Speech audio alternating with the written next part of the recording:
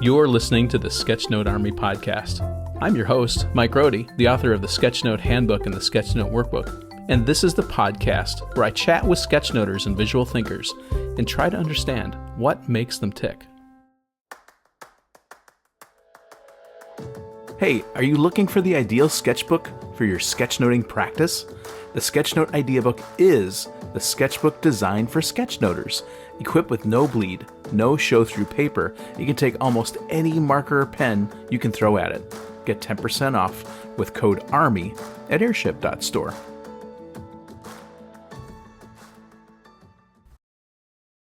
Hey everyone, it's Mike Rohde and I'm here with Cara Holland. Cara, how you doing? I'm doing good, thanks. How are you? I'm doing well. So Cara, talk to us about who you are and what you do. I'm Cara Holland. I'm based in the UK and I'm a graphic recorder and a trainer. Okay. And talk to me a little bit. I think we all in this audience know what a graphic recorder does. Tell me about the training part. I'm curious about that. Well, I guess there's quite a lot to it. It's a That's reasonable. what I thought. It's probably about, in one way or another, about 50% of my time. Okay. And I spend. We have an online academy called Graphic Change Academy, and we train people to do what I do. Okay, got it. Yeah, because I mean, when you say trainer, that could go in a lot of different ways, right? You could be an athletic trainer, you could be Sure.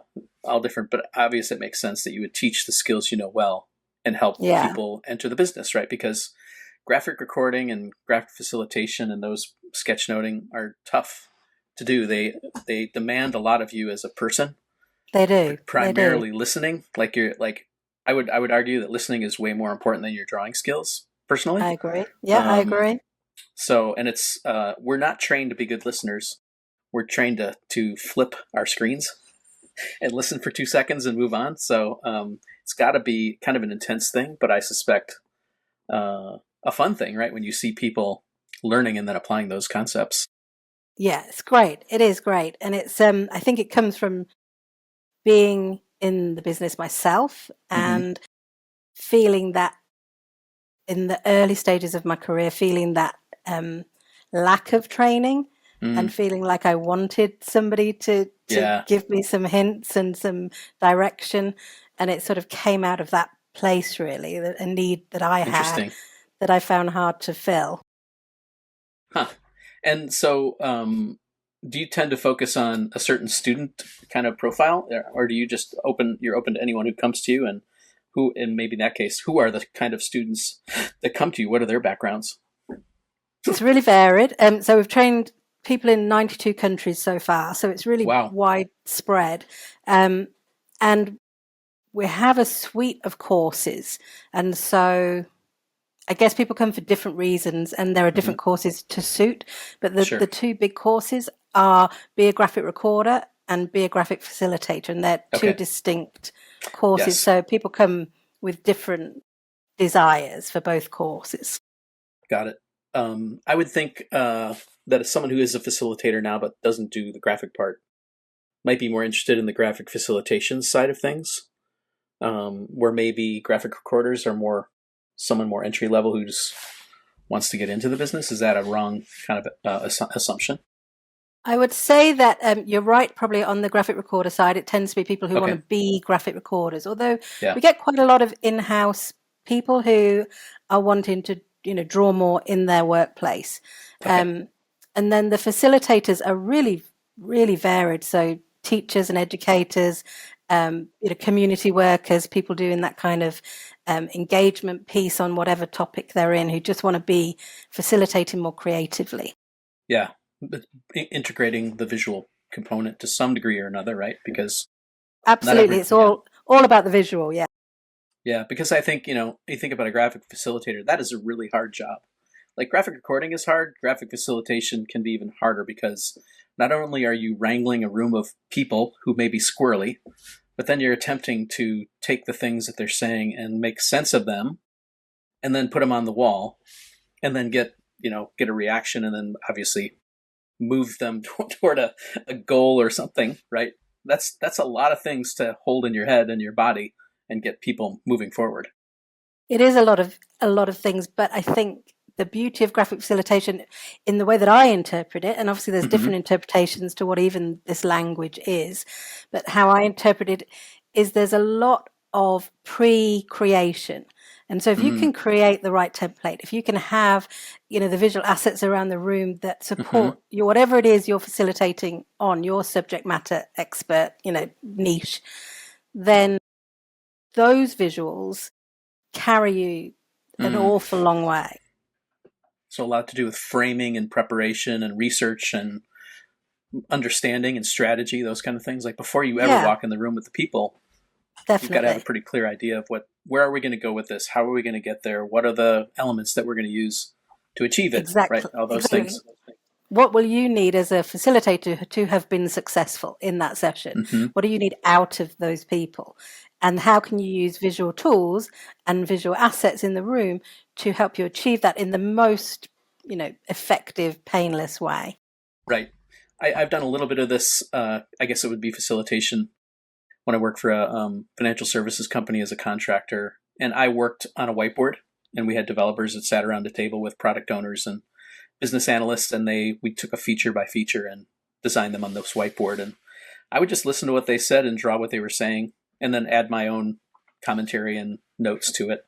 So it was, in a sense, facilitation. I think the good thing about it that I saw was, and I tell this to colleagues now whenever I work and do something like a mock-up even, or a wireframe, is at least we have something to argue about, because the worst thing that could happen is this illusion of agreement where we all think we agree on something and we actually don't agree, and we all have 5 or 10 slightly different variations of the concept. And by visualization, it can be really made clear, like, oh, that's what you mean?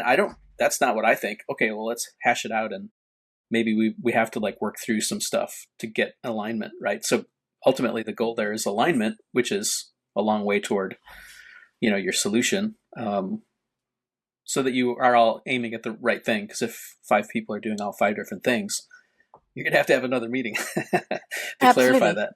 Yeah, the power of working visually is getting it out of your head, isn't it? And if you get it out of everybody in the room's head, you can see where you're misaligned. It is magic. Yeah, it's pretty cool. Those sessions were really popular. We did them every Monday, and developers told me they always look forward to them. Honestly, I've told the story before. I did them because I was the bottleneck. I was one designer with 50 developers, product owners, and business analysts all breathing down my neck, looking for mock-ups.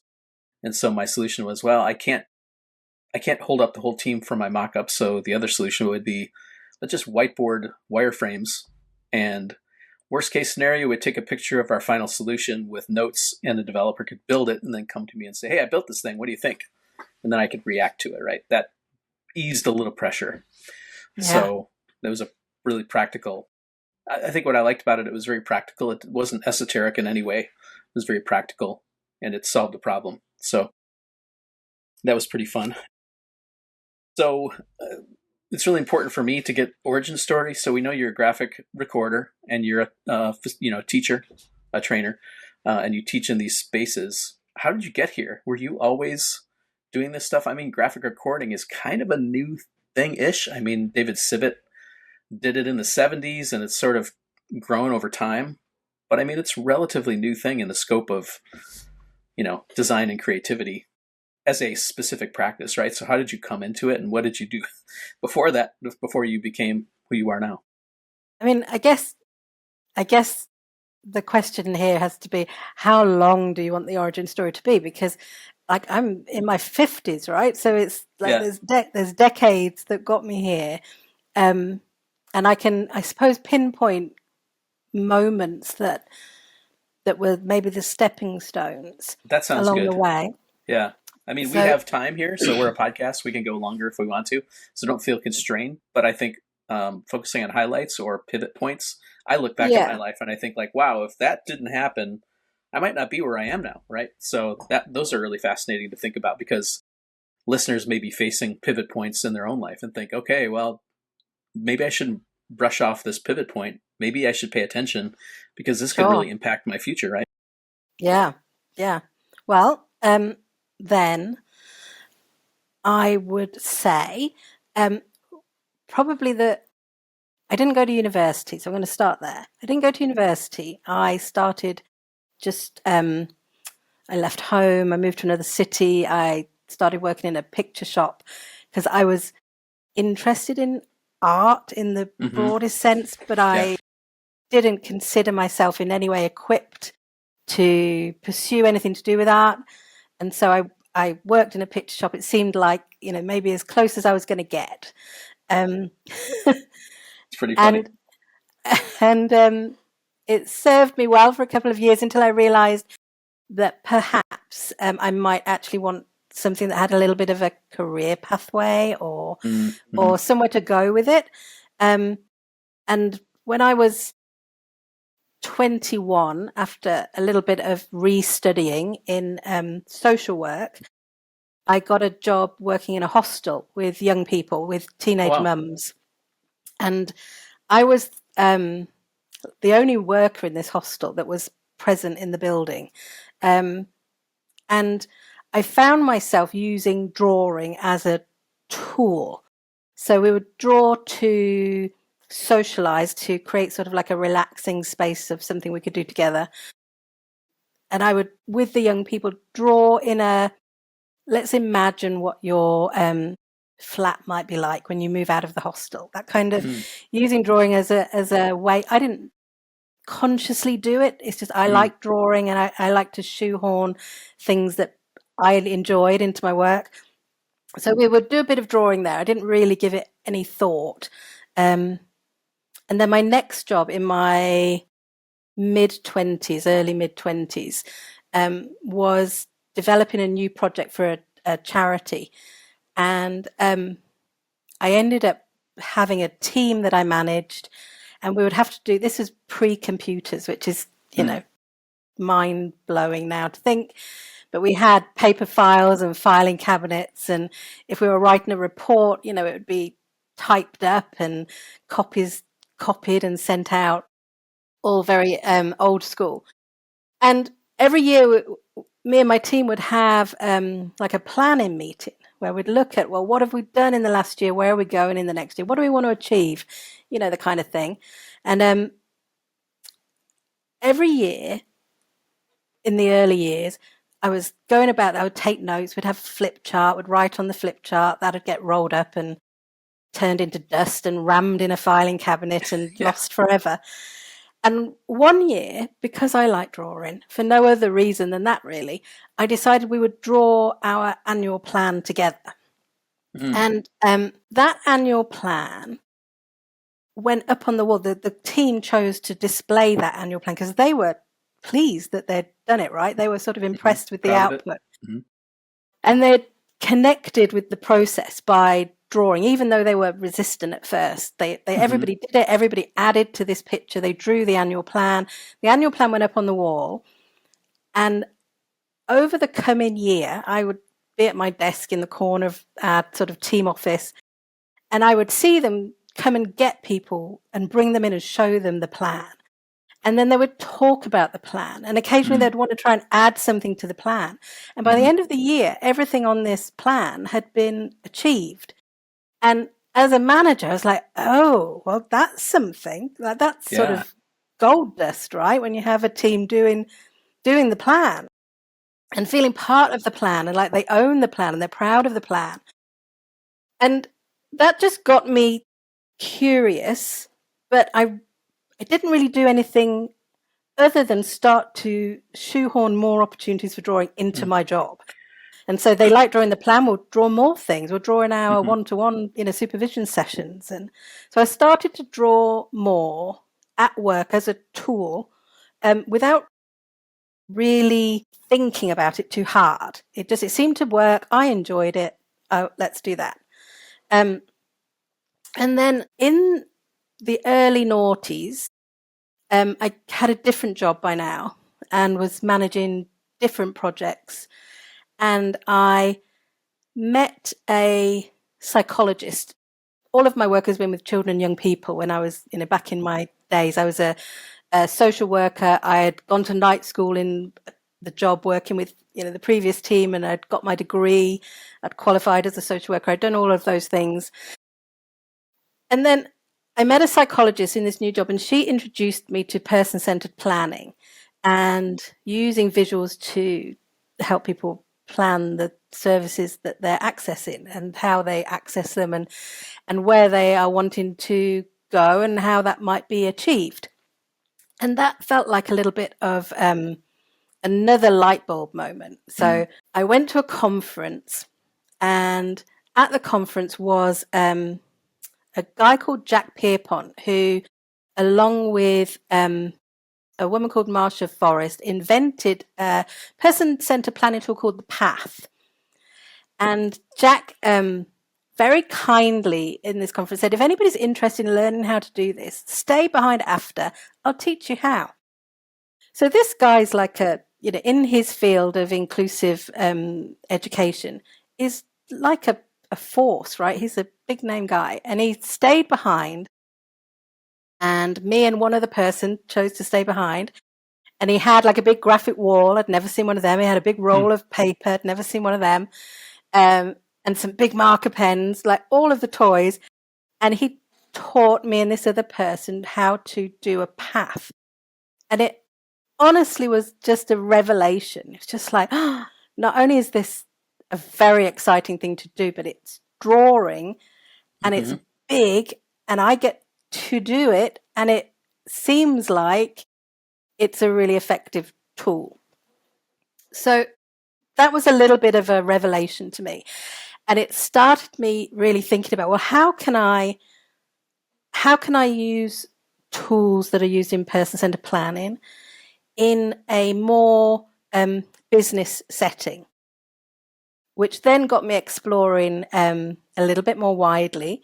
And I came across the Grove and David Sibbett and started to think, actually, do you know what? There are these things going on in other parts of the world. And some of them have actually been going on for some time. Like I'd seen mind maps before, but I hadn't heard of Tony Buzan. I hadn't looked into that history of people using visual tools to try and make meetings more effective and conversations more efficient. And so all of those things really just floated my boat. And I thought, this is what I want to do. And so in 2006, probably a little preamble to that, between the years of maybe 2003 and 2006, and I was doing this exploration and finding out that such a world of work existed. I had no idea it even existed. I just thought it was something I did because I liked it.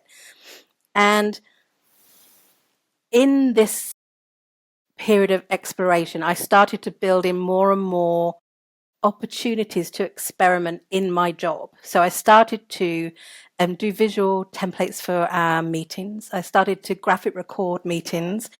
I used to go out and train other people's teams in different things. And I started to create big visual training sessions. So I would work through the session and fill bits in, a big visual template. And so over the next couple of years, I just did as much of that as I could get away with, really. And then one day I was shopping in town, and a guy who was the manager of a team I had done some training for came up to me in a shop, and he said, we're still talking about that training. We've still got the picture up on our wall. Can you come and train us in this other thing? And I thought, well, that's really not my job.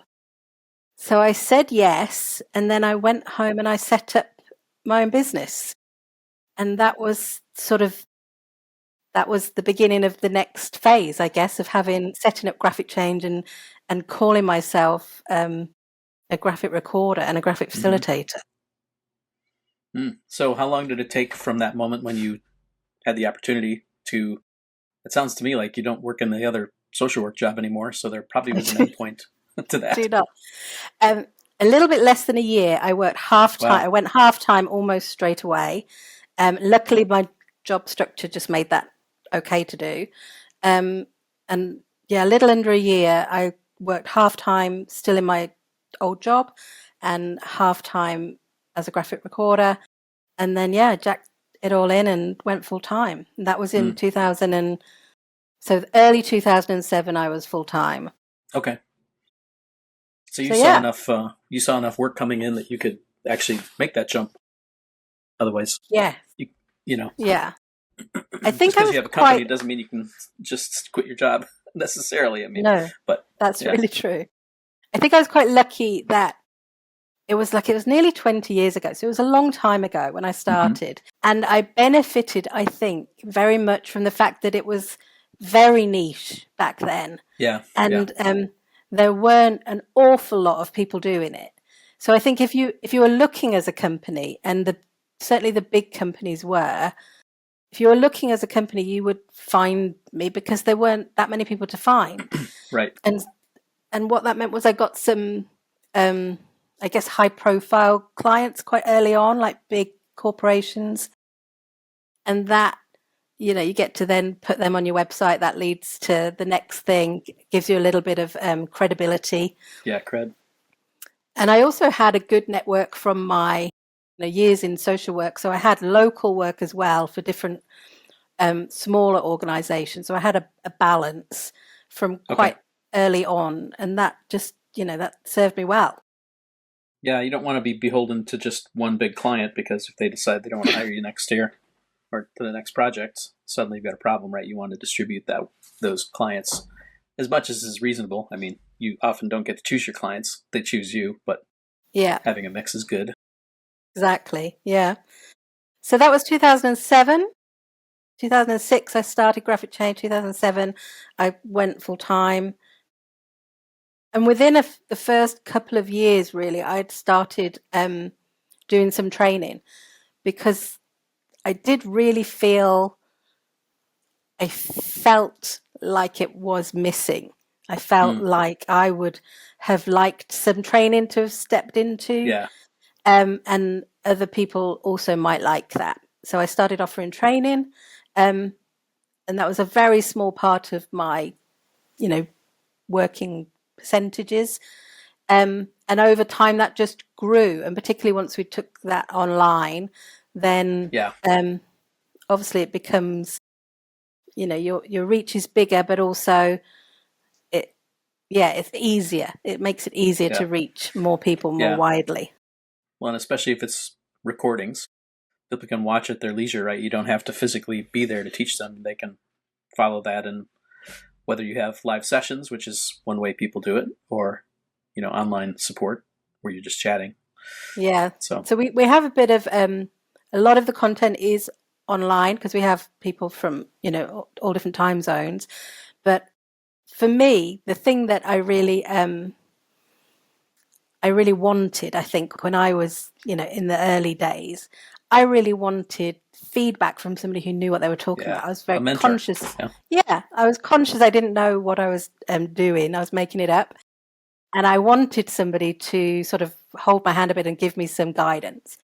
And so from the very early days with our training, it's always been really important to me that everybody gets one-to-one feedback on everything.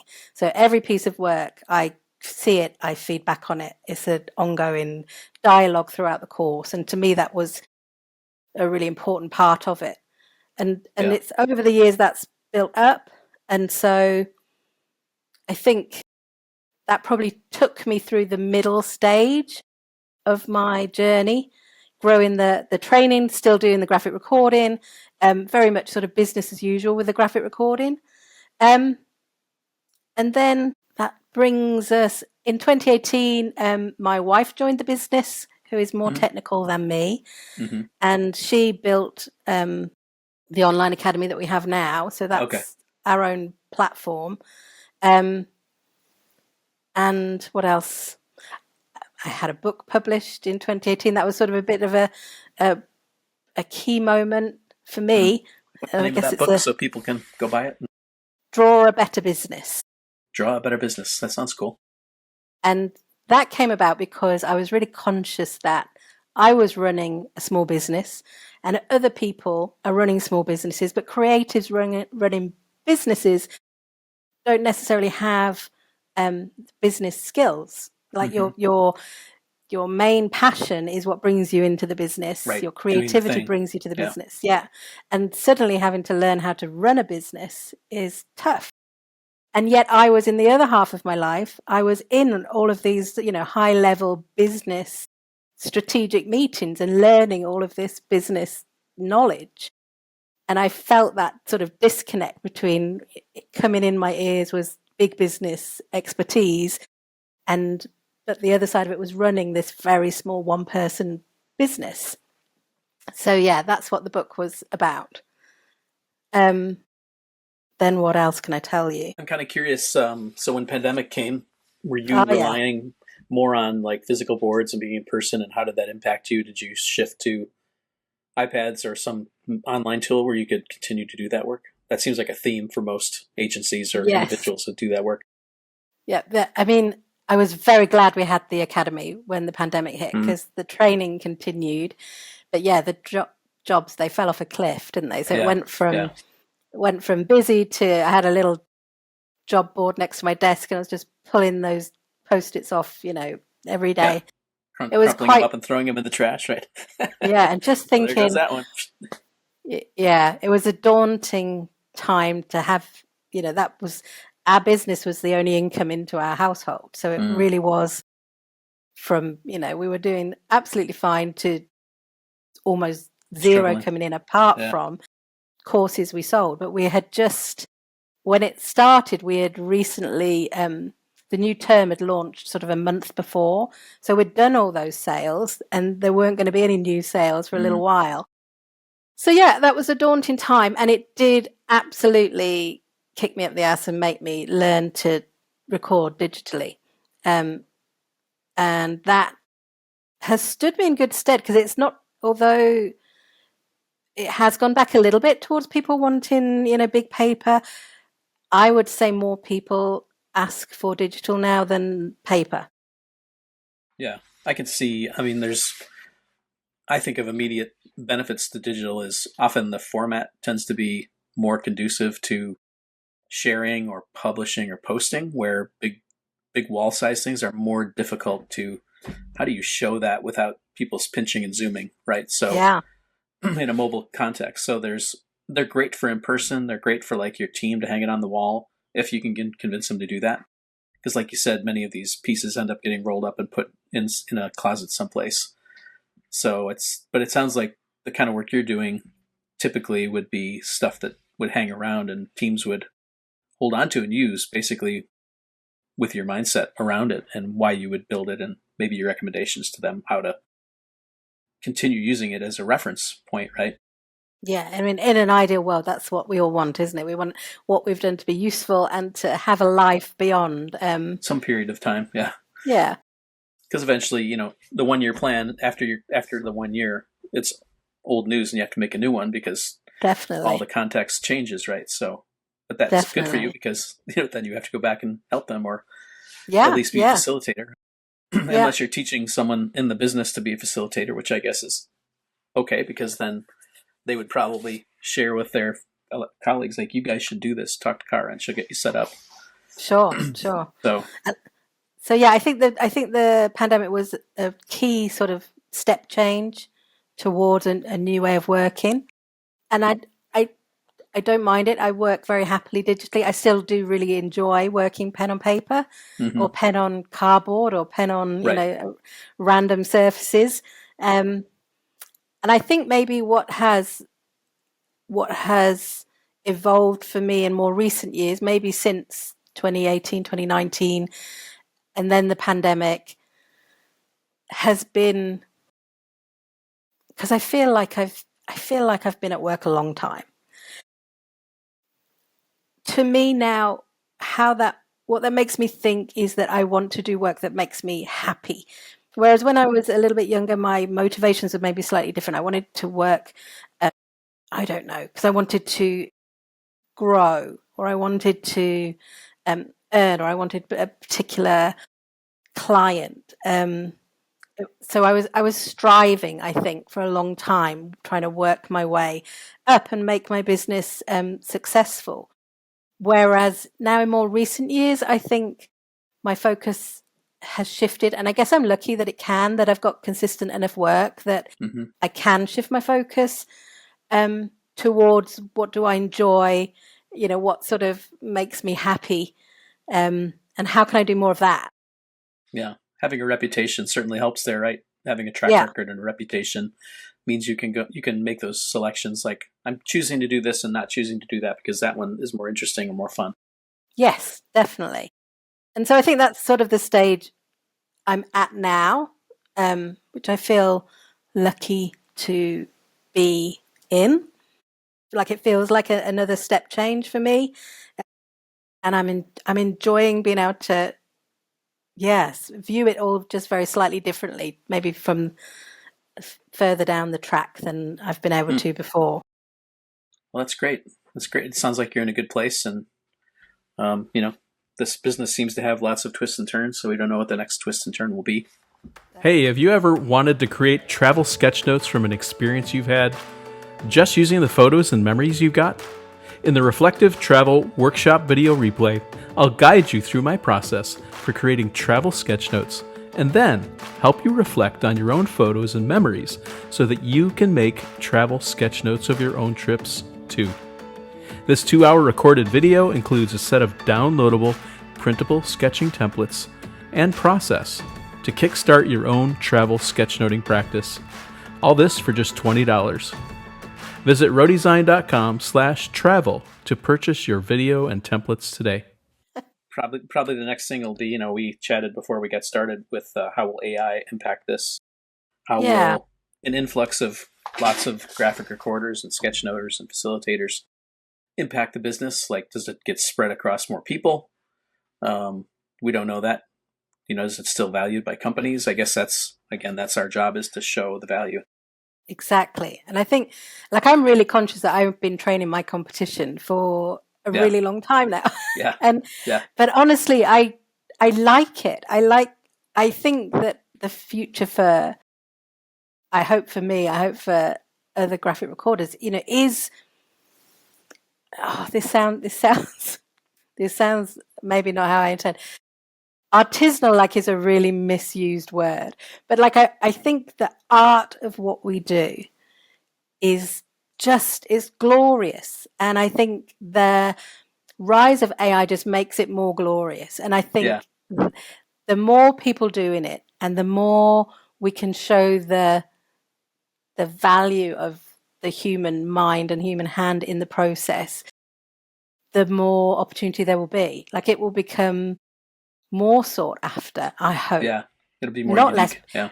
And what will drop off are those sort of lower end jobs that maybe what will happen, I don't know that this is true, but maybe what will happen is those early stepping stones will become harder to find for people who are starting out. And as more experienced or people further down our careers, we're going to need to maybe find a way to build the ladder for those people, because those low end jobs are what will disappear.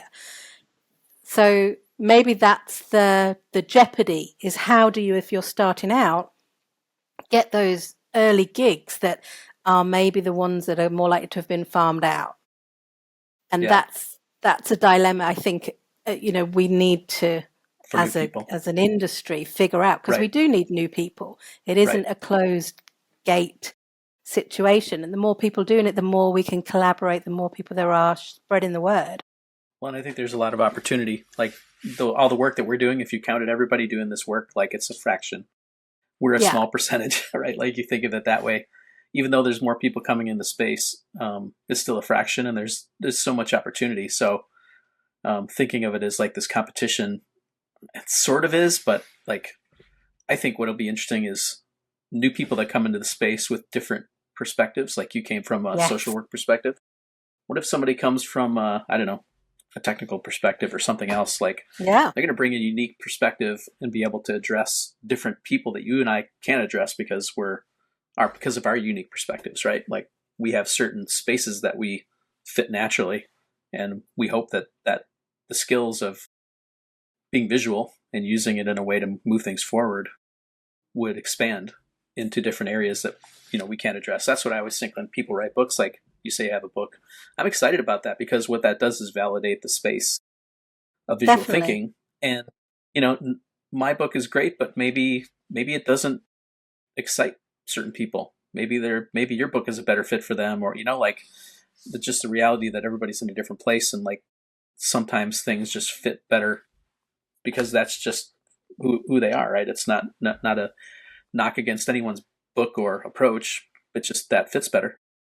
One of the things that I really try and get our learners to understand or appreciate is that they can start from where they're at. So they have expertise in their history, their subject matter, their degree, their previous jobs. Starting from that position and looking around, there will be opportunities already waiting to be, tapped into this visual market. And you're already an expert in wherever you've come from. And we don't need to necessarily be looking at where somebody else is. And there's such power in seeing ourselves as a community and finding ways to collaborate or finding our peers and learning from each other. And yeah, I think AI is a threat in the same way as, the pandemic was a threat and going hybrid and working online was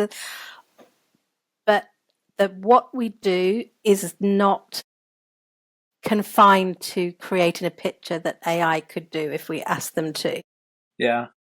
I think, the test that I've done, and I haven't done one recently with AI, is to tell it to build a sketch note from I gave the Gettysburg Address by Abraham Lincoln. It did something that looked like a sketch note, but all the words were gibberish. And they were just random images. I'm sure that it could probably improve, but that is a very difficult skill to make choices about what's important.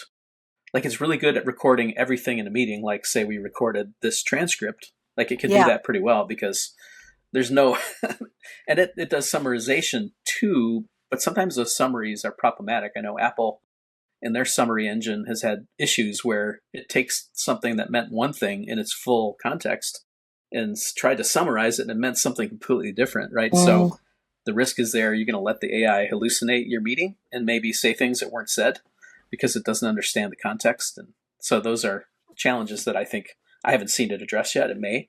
I'm not saying it can't, but I've had clients already come to me who have come to me with AI images and said, can you improve the AI image? I've already got them to do this. Can you correct it? So that's already happening, where people are, it's interesting, for their, I don't know, their slide decks or what they see as sort of those everyday kind of visuals that maybe they would have hired somebody in to do, or maybe they would have used clip art, I don't know. But they're using AI for something more sophisticated to give them a more sophisticated visual. But, they are so flawed right now. Yeah. I mean, it's interesting too. I guess maybe this season is going to turn into the AI season. I don't know. The other past seasons have touched on it, of course, but I think if people are going to use AI to replace someone who would do normally what we would do, maybe at the low end or a small project, they're going to face all the problems that we face, right? That it's really complex to condense ideas and how do you think creatively? And I mean, the AI isn't really going to think creatively for you. It's just going to take other people's ideas and kind of mush them together. So it may not be satisfying. And then on top of which, in my experience, I prompt a tool to give me a visual. I can't just go in and say, take away the 6-fingered person and change their t-shirt to say this. And it just gives me a whole new image. It can't do revision in that way, at least that I've seen. Again, it's possible it's already happening, but think about all the overhead of a person who's just trying to get an image and they're struggling because they're constantly prompting and tweaking the prompting to get it to do that. At some point, you're probably spending more time prompting than maybe you probably should have hired someone just to do it. Yeah. Right? In some cases, I don't know. So it's interesting.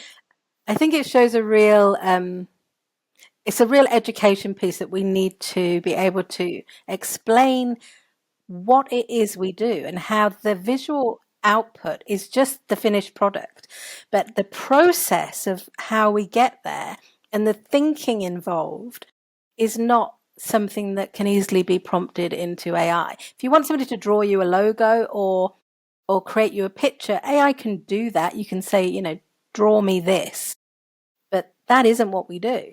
We just happen to be thinking out loud, with pictures. But it's the thinking that people are hiring us for. Yeah, if they don't, and the listening, right? The listening, and, those things, the combination. Yeah. I know a couple seasons ago we had a guest on and she talked about using AI and she said her impression of these large language model type applications, which is what most of us are dealing with.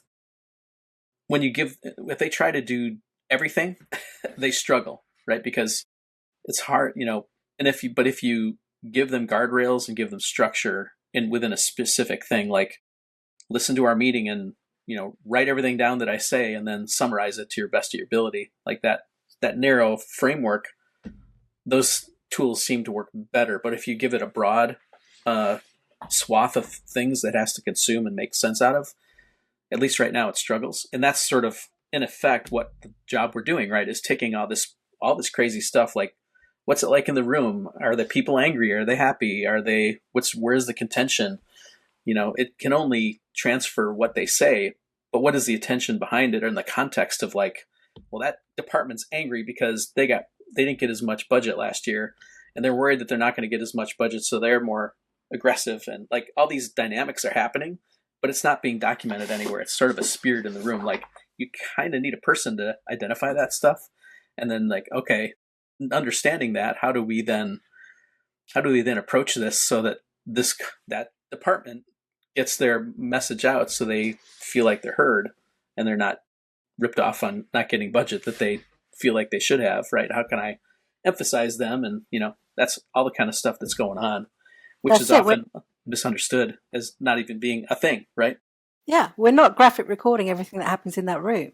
We're filtering, we're prioritizing, we're making connections, and we're bringing clarity to the whole day's conversations and summarizing that into something that is, relevant and concise and memorable. Right. So yeah, eventually AI will be able to do that, but it's a little way off, I think. Yeah, well, I guess we'll see. Again, I don't say any of these things thinking it can never do it. I just haven't seen it yet. So it'll be interesting to see where the improvements come. Again, if it doesn't make money for the company doing the AI, they may not focus in those areas, right? Because if it's a really hard problem, they just may never do it, because not that it couldn't do it, but no one is interested in making it do that, right? Yeah, so people will be cheaper, I think, for a little while than to have a raft of expert prompters figuring out how to unwrangle a situation they haven't been in yet. It's complicated. Right. Yeah, it's interesting. Anyway, so that's our little AI chat. I guess it seems like it's hard to avoid these days with it appearing everywhere. So let's do a little shift. I'm really curious to hear about your favorite tools. Okay. Let's start with analog and then go digital. So I love to hear like pens, pencils, books. Yeah. Post-it notes, I don't know, whatever those things are that you just seem to keep gravitating to because they work well in your work. I guess different tools for different types of work. So if I start with the big stuff, if I'm working in a big scale at an event, then I'm going to be using my old Neuland graphic boards that are ancient, and they don't sell them anymore, but I don't want to upgrade because I'm quite short and I can't really handle those easels and boards. So I like my old ones, and Neuland roll of brilliant white paper, and mostly Neuland pens. Like I'm pretty much Neuland. And so that would be big scale, but I really like, not everybody agrees to let me do it at a big event, but I like working small scale at big events and working on, you can get like biodegradable foam board or card, and working at maybe A3 scale and creating lots of individual images that can be moved around on a wall as a live part of the event. So it can be grouped or prioritized as an active part of the facilitation. So I really enjoy doing that, and I think it has a different kind of value. So depending on what the client is trying to achieve, I might suggest that to them, and I like that. I also work on a small scale because I keep a public visual journal. And when I'm journaling, so I like a Leuchtturm. So that's what I keep my journal in. So that's like an A4 size. It's slightly smaller than A4. I think it's like B5 or something. Okay. I might have made that up. So I really like that. and I would probably use the like a Microns, of course, yeah, pen, and either Neuland's or Copics for color. So that would be my journaling. When I'm sketchnoting, I quite like to work really small. So I have this is my current one, which is really small. And that's what I'll just use, do. Yeah. It's even smaller than an A5. It's probably it looks like a traveler's notebook size. Yeah, that kind of thing. So I really like working, that kind of just with whatever pen. So whatever pen I have, I'll do that. A little less precious, I guess, right? Much less precious, and that's always in my bag, that one. Oh, there you go. And I really I just like the act of pen on paper. I wouldn't want to ever move too far away from that. And I think at the minute I'm exploring a bit more sort of graphic journalism. At the minute, hoping to start a project that's based on that sort of live situation illustration and pulling together a narrative from lots of individual stories. So that really interests me, and that will all be pen and ink, probably a fountain pen, which I haven't decided which one yet, and watercolor, I would think. But that's a project I'm just sort of dabbling in now. Okay. So that would be my analog tools. That's great. Then I assume probably an iPad and maybe Procreate, which everybody says. It's true. Yeah, it's hard to beat, I think, for ease of use. Yeah, I'm a Procreate user for certain things, illustration a lot of times. Although I've been using Concepts a lot in the last couple of years and quite like it because I'm an old graphic designer who came up with Adobe Illustrator and vectors. So there's some very powerful things that it can do, which I suppose also would include Fresco. Yeah. If you're in the Adobe world, but basically the idea of vectors and movability and resizability and those kind of things are pretty cool. So nice. I've just not quite just, but a few months ago, I made the move away from Adobe and to Affinity. But I'll be honest, I haven't learned to use it yet. So I'm waiting for something to make me learn to use it. Yeah. I'm like that too. That project I'm using that tool, and then that sort of forces you to figure it out. Whereas now I'm thinking of more and more projects where I can just be, more analog. So I'm regressing, I think. I just, varying yourself.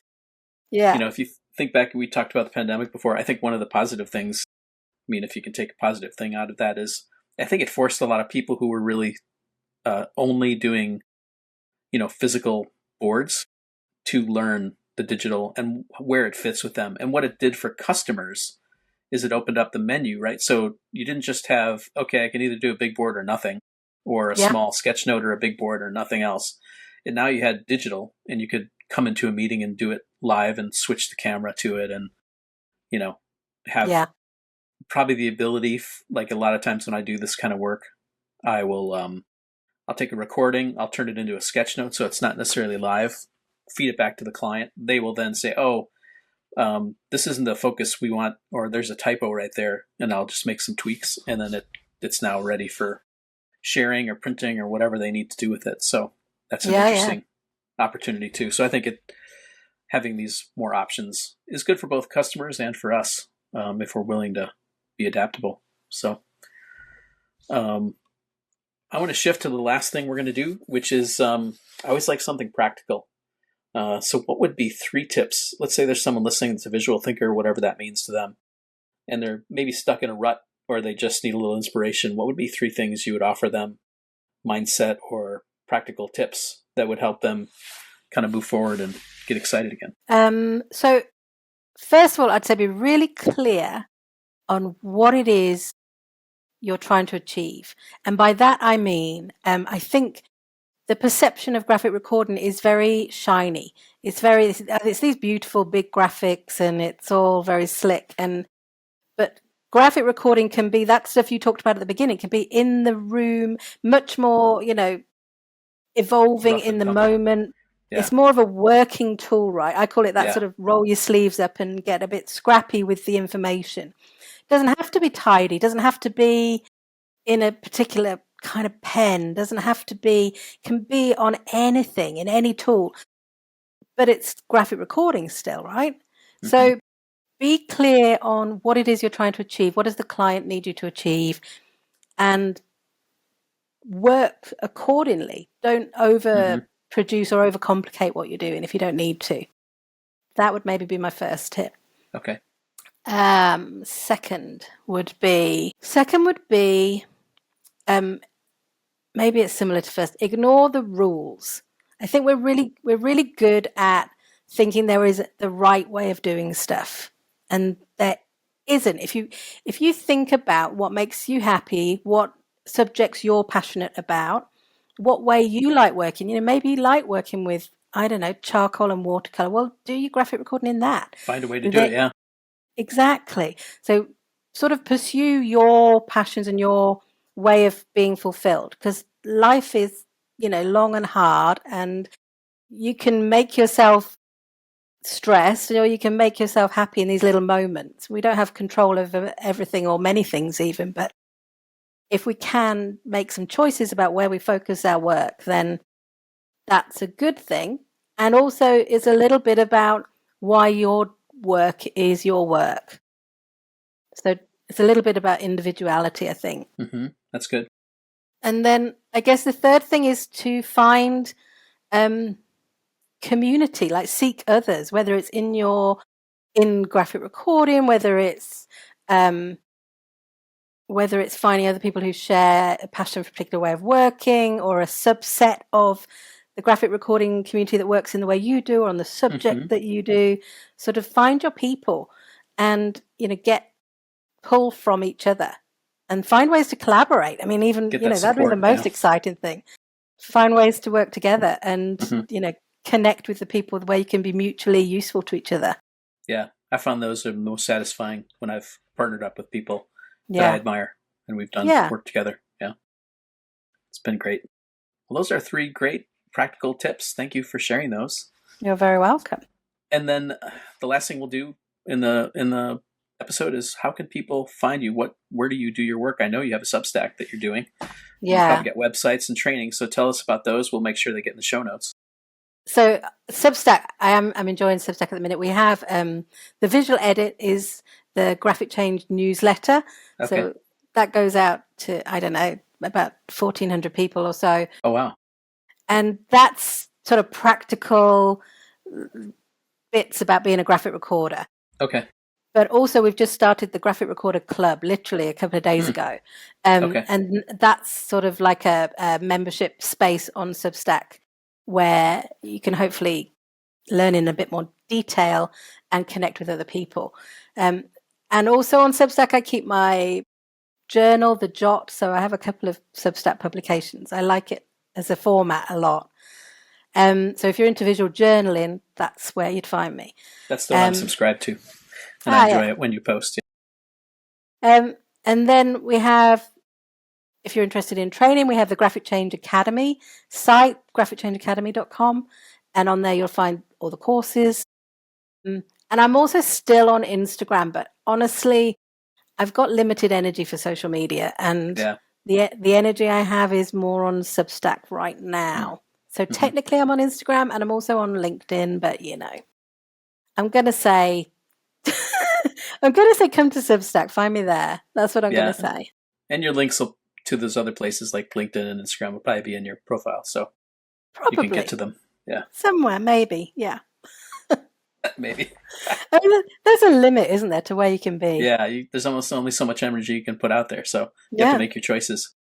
Definitely. You have to make your choices. So cool. Well, thanks, Cara. Thanks for being on the show. Thanks for sharing your wisdom and your story. It's always great to hear another story and hear where you came from, because I think in your story is the universal, which is everyone came from some strange place to this, because like we said at the outset, this is a pretty new space. So everybody had to come from somewhere else. I mean, maybe now there's young people that are starting out in this space as professionals and will stay there their whole careers, for all we know, right? But maybe for the generations before that, you would have come from somewhere else. And I think that's still going to be true, that people are going to come from odd places And I think, like you identified, bringing your unique perspective, whatever that interest it is, and overlaying it on top of graphics is really powerful because that gives you a unique voice. So thanks for reminding us of that. You're welcome. And wouldn't it be great if they did teach that graphic recording existed at school? Like if I had known that in art class at school, it would have been just like a genius moment. But I mean, I think you can take private classes kind of like graphic change, but I don't know that there's any universities teaching it. Again, it could be that we're just not aware of it. That would be cool. So maybe it's your opportunity. I think there have been some moves towards some certifying certain elements of it.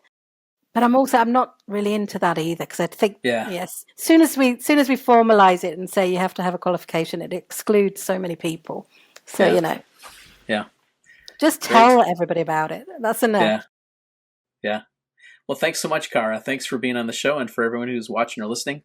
It's another episode of the Sketchnote Army podcast. Until the next episode, this is Mike, and I'll talk to you soon. All right.